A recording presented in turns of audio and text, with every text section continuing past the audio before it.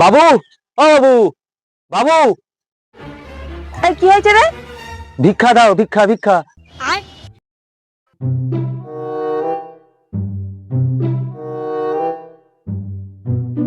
আরে দাও দাও, হাতে সময় নেই। দিচ্ছি দিচ্ছি, দাঁড়াও একটু।